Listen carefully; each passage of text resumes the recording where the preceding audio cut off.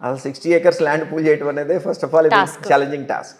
అది అయిపోయినప్పుడు నా బ్రాండ్ నేను క్రియేట్ చేసుకోవాలి అని అంటే కనుక నేను ఎగ్జిక్యూషన్లో అదంతా కంప్లీట్ చేసి చూపించాలి. ఆ టాస్క్ మీద కూర్చున్నప్పుడు ఏమవుతుందంటే నాది కొంచెం చెప్పాను కదా, నేను ఎన్ఆర్ఐని అండ్ కొద్దిగా వరల్డ్ చూసి వచ్చినాను కాబట్టి మిగిలిన వాళ్ళలాగా నేను వర్క్స్లో కాంప్రమైజ్ కాలేను. నాకు ప్రాపర్గా ఇంజనీర్ డెవలప్మెంట్ ఉండాలి.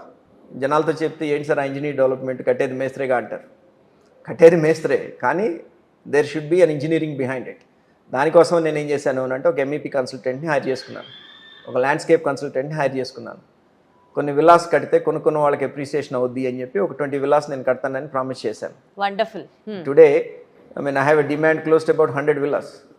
100 villas మీరు ఈ విధంగా కడితేనంటే కనుక చాలామంది ఇప్పుడు phase 2లో చాలామంది రెడీగా ఉన్నారు విల్లాస్ కొనుక్కోవడానికి. అదొకటి. Next structural engineer. ఈ నలుగురితో ఒక టీం ఫామ్ చేసుకున్నాను నేను. ఆ టీం ఏం చేస్తుంది అని అంటే కనుక నాకు ఇంజనీరింగ్ డ్రాయింగ్స్ అని ఇస్తారు. వర్షం పడింది, నీళ్ళు ఎక్కడికి పోవాలా, డ్రైనేజ్లో ఎట్లా ఉండాలా, అందరూ చేస్తారు. కానీ I wanted to go next mile to make sure నా బ్రాండ్ అనేది ప్రాజెక్ట్తో ఎస్టాబ్లిష్ అయిపోవాలి.